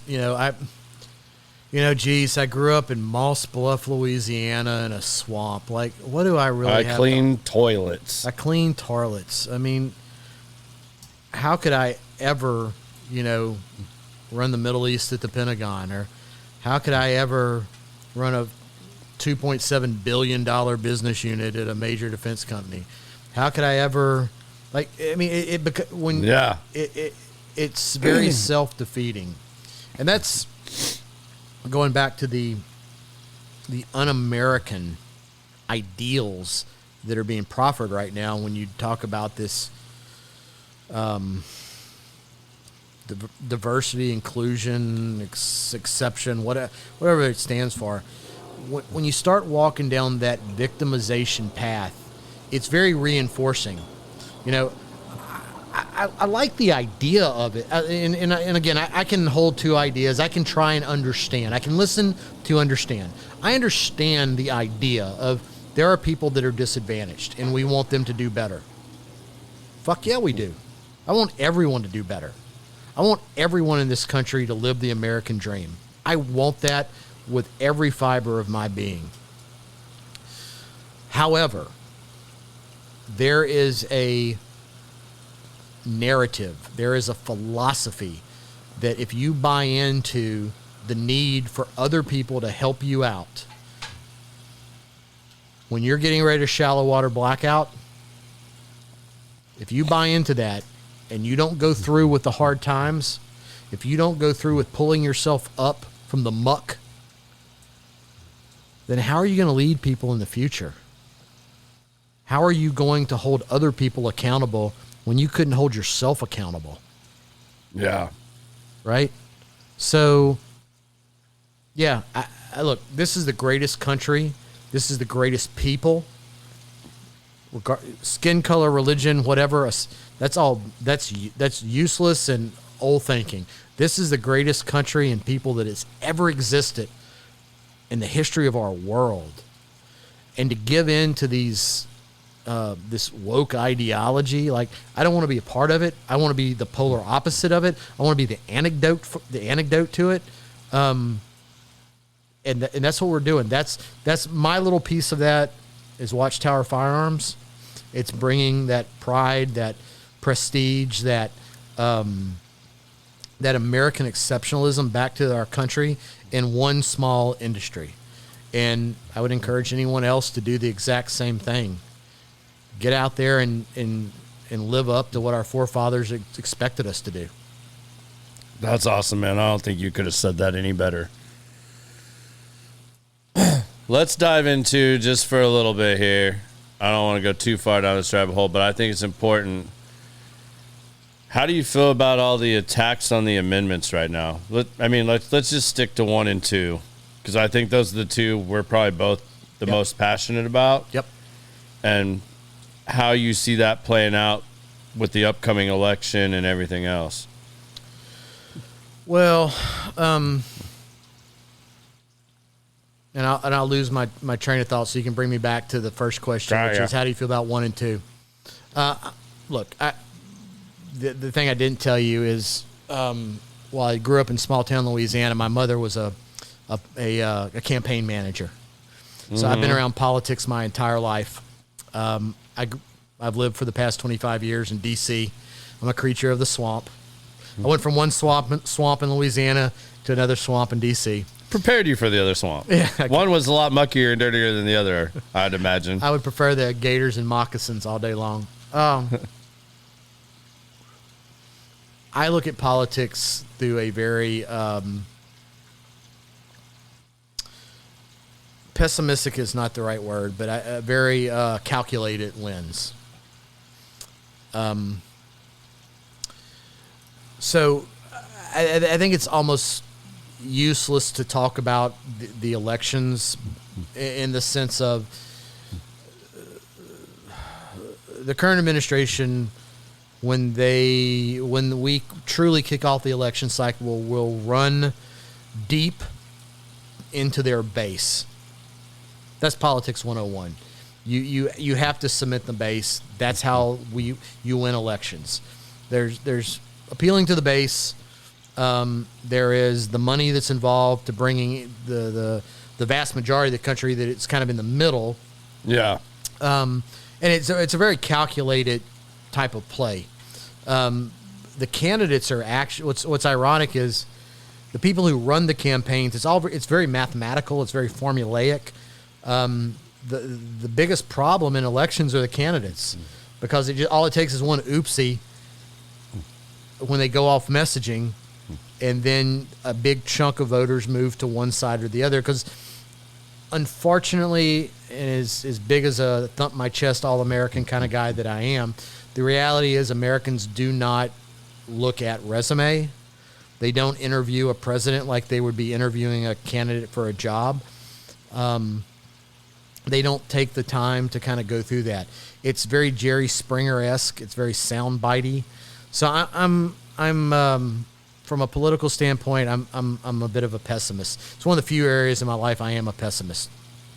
All that said, Second Amendment issues are advanced citizenship.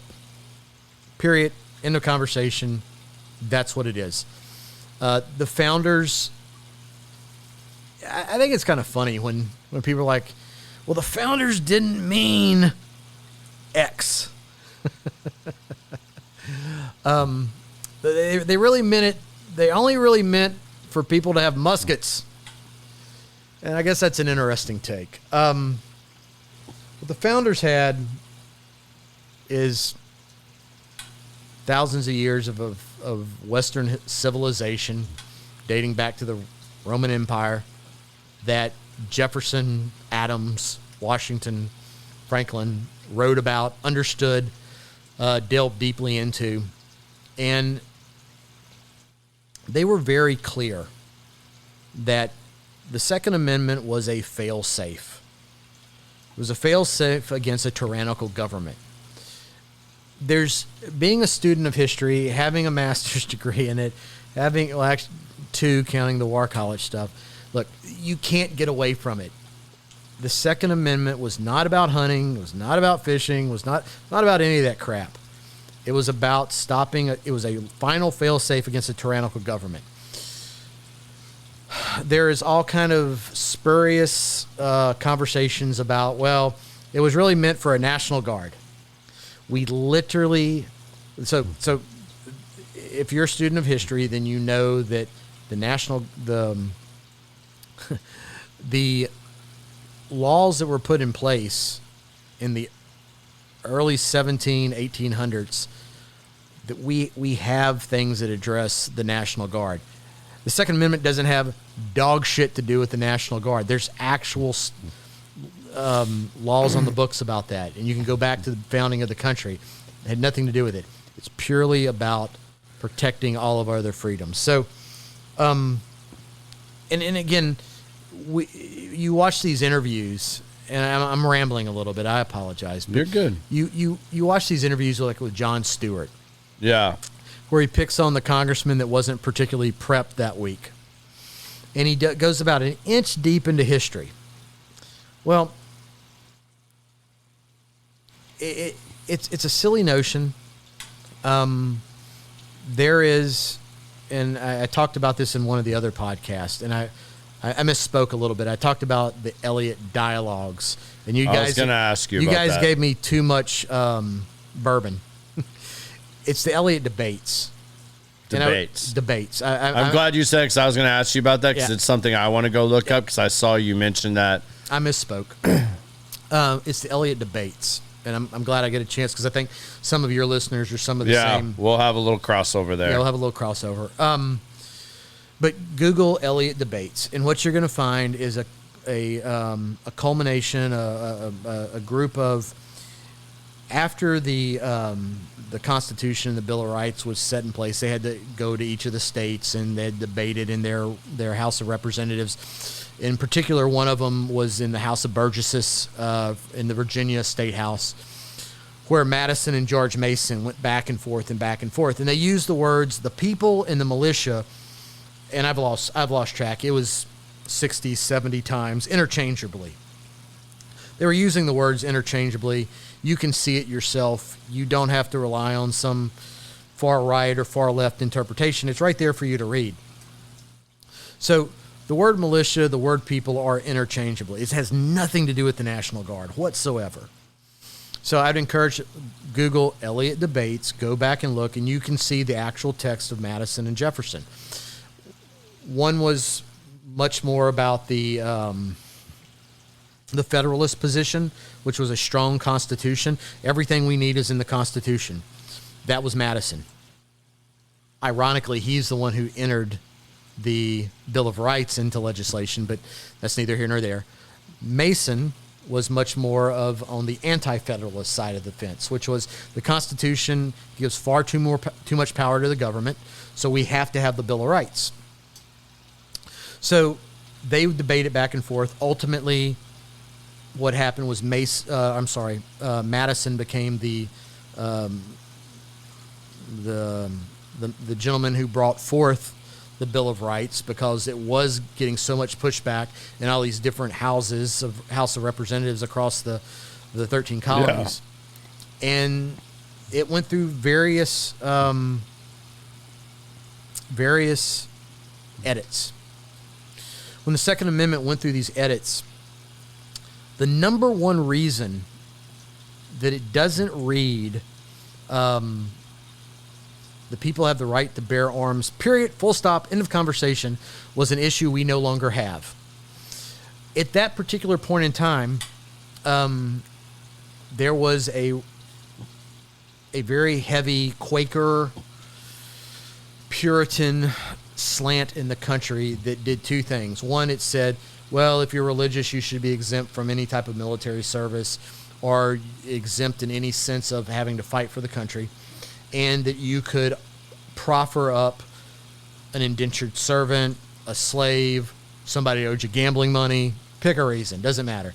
The rich folk could basically say, I got this poor person who will stand in for me.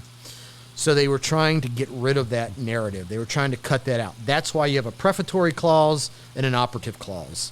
Again, you don't need to take my word. This is all Googleable. This is all in books. It's all there. It just takes you more than a Jon Stewart microcosm of history because you beat up on a congressman that knows less than you. So, yeah, I'm a big, strong supporter of the Second Amendment. It's a fail-safe. Whatever our police forces should have, whatever our military should have, is what the people should have. Period. That's what the founders meant. That's why it's there. There's no exceptions. You can try and conflate school shootings and all kind of other nonsense all day long. Those are different issues. Those are mental health issues. Those are mental health issues that we should address. But the second is there for a reason. And I caught you mid-iPhone. Sorry.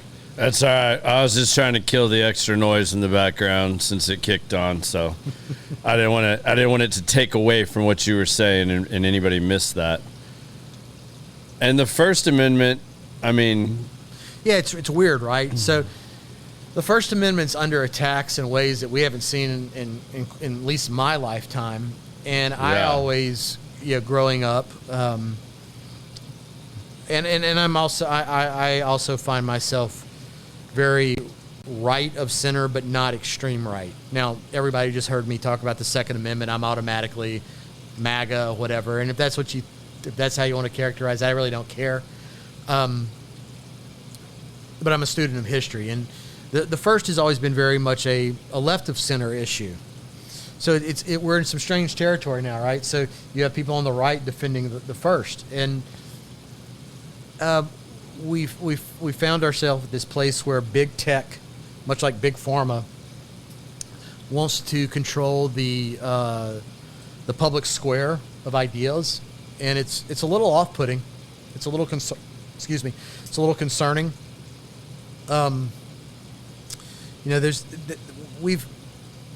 We've kind of, I think there's kind of we've come up with these ideas of hate crimes because crime in and of itself is not bad enough. And that's somehow morphed into hate speech, which is now morphed into, you said something mean to me on Twitter. Yeah.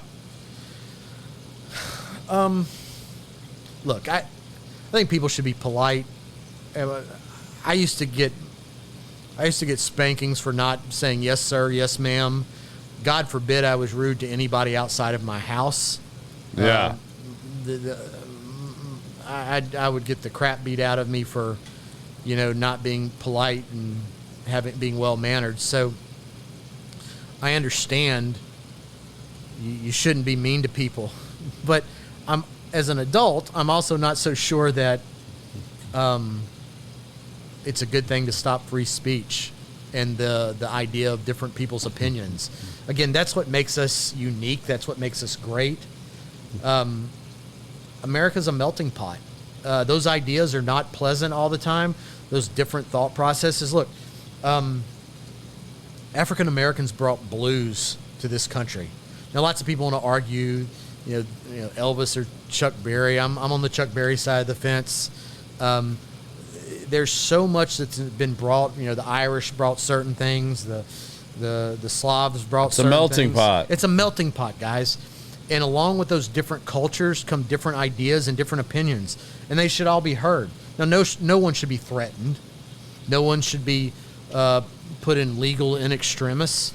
But outside of that, if somebody's mean to me, well, okay. I truly don't care. Yeah. I certainly don't need the former Twitter group. God bless Elon Musk. That's no longer happening. But I certainly don't need Facebook policing that. Yeah. Mark Zuckerberg is not my moral compass. That's just not my thing. How do you feel about border control and the immigration stuff? I mean, as a family that came over as an immigrant, I personally just think it should be really easy to secure our borders and at the same time make it easier for people that want to immigrate the right way to do so, and it not take 4, 6, 7 years, as long as you're willing to, pay your taxes, pass a background check, provide certain information. Then why does this take us an arm and a leg to ever get done? That's my personal opinion, but I'd be interested to see what your current thoughts on all that are. Being that we're here in Texas and you're a lot closer down there in Houston too, to the nitty gritty. Well, practically, it's probably one of the. So practically, it is a real serious issue.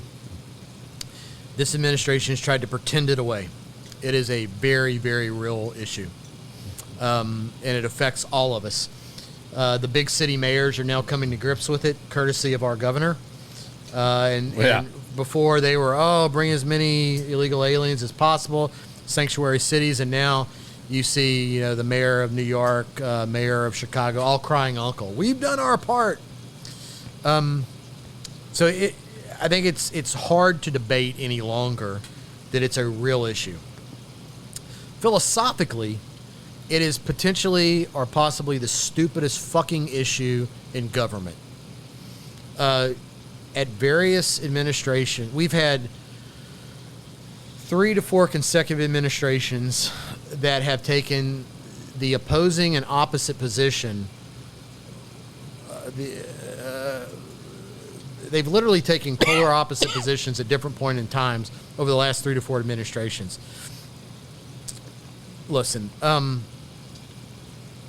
we need to secure our borders for a whole range of issues that have nothing to do with bring me your tired, your huddled masses.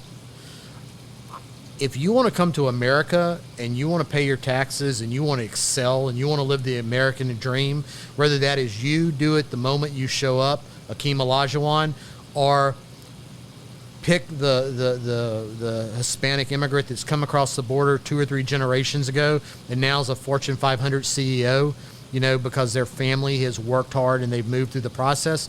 Man, I'm so on board with that. I want those people. There's so many people that don't want to be here, and they can hit the road. I love our immigrants. What I don't like from a national security standpoint is we don't know what's coming across the border. Yeah. That bothers me. I don't like paying wages and those wages leaving the country and going someplace else. If this is where I elevate both my belief in myself as an American and not as a Republican or Democrat. This is an easily solved problem. It just requires people to actually put up the border wall. Whoever is the next president should tear apart ICE, customs and immigration, and not the agents. The agents are doing God's work. God bless those men and women who are out there on the front line. What I'm talking about is the bureaucracy. Yeah. Make it where those people who want to come to America have a path to citizenship. That's easy. Yeah. If you have something to offer to us, whether that's the sweat on your brow and the hard work of your sore back, or whether that's the intellect of your double PhD or double E coming here and making us better, and you want to be part of this dream, this idea, I want those people here, and I want them here now. Yeah, absolutely. It's very simple. I couldn't agree more. I mean, so many valid points. Like, we could literally do this all night. Like, I love sitting down there. Night. Yeah, I know. I'm getting hungry though, and I promised you guys steaks, so I got to go man the grill here soon. Well, Jason, first and foremost, man, like, I love having you in my circle, and I want to thank you so much for coming out and doing the show, man. I hope all of you that have watched this, even if you're not a gun person, go check it out. It might be a poster type picture that intrigues you on his website. I'm just saying, like, the dude has some of the most prestige, quality made, crafted guns made in America that you can purchase. And don't just think that this is some, like, hey, just because it's made in America, it's going to be 10 times what I can afford or anything like that. Now, I mean, obviously, we joked earlier about the Apache and, what a phenomenal piece of weaponry that is.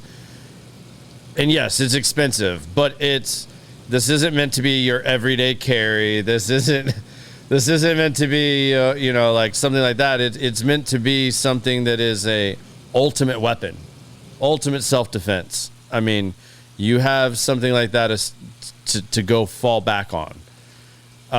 But there are plenty of guns coming on there that are just, if you want to support America and buy American made, I couldn't recommend a better company. Like, go check it out yourself. Look it up. It's phenomenal stuff. And he's got all the support to show you that. And just check it out for yourself. I don't need to boast it anymore. But we end every show with a couple of things. And I think it's time we go down that road. Okay. So, first and foremost, the number one question we ask is, if you could leave your children or child, I know you said you have a son, I don't know if you have more than, you got 2 kids. If you could leave your children with one piece of advice, one that's the last thing you get to give them is advice-wise, what would that piece of advice be? I give my kids a lot of advice. Take the shot. Go for it. Whatever you want to do in life, you get one turn at this. Go out there. It's going to be, whatever your dreams are, they're going to be hard. Otherwise, they wouldn't be your dreams. and go do it. If you fail, dust yourself off, redefine your dream, come at it from a different angle, but go out there and take the shot. So you heard it. Common denominator again. Common sense. That's the podcast. Common sense. We've talked about a lot. We've covered a lot of various subjects, topics. If there's something I haven't asked you, something that you've been thinking about that you haven't got a chance to talk about, it's your chance to give us your 2 cents. And that could be about whatever, man. It could be your 2 cents of advice. It could be your 2 cents of, hey, this is something I want to share on common sense. I don't know if there's anything I'd like to share. I mean, listen, I love the relationship with you, Garrett. Thank you for having me on. Absolutely, man. Anytime. You're welcome back anytime. I've really enjoyed this. It gets me away from kind of the day in and day out number crunching of the business. Yeah. And we get to talk about some things that we both believe in deeply. No, but I guess what I would just leave with is, again, don't ever quit. Always take the shot. Be prepared to fail. And, this is an amazing, amazing country the world has never seen. Spend more days figuring out what is right with the country and how you can relate with your neighbor, even if you don't agree with them. Figure out the things that bring us together, not pull us apart, because our history is only started. It hasn't been written. This is a footnote. Our past 250 some odd years are a footnote. People need to kind of sack up, pull themselves up by their bootstraps, and define what the next century of American exceptionalism is going to be. And that's your listeners. That's people out there in the country, and I'm looking forward to seeing what it's going to be. I'm optimistic. Absolutely, man. I couldn't say it better. And I don't have anything else to say after that. I mean, I think he just wrapped the last 2 hours up perfectly. So I want to thank all of y'all for joining us and enjoying another episode, hopefully, of Common Sense Podcast. Y'all leave us some comments, other people y'all want to see on here, things you want to talk about. Leave them in the comments. Give us a rating, give us a like, give us a share if you think somebody else would enjoy this podcast. And we're going to see you again next week, only it's going to be on a really different time because Biz and I both have some things next week that we've got to move the show around. But not sure where we're going to shoot the show yet. We'll see what the weather's like. Maybe it'll be from another top secret location. I don't know.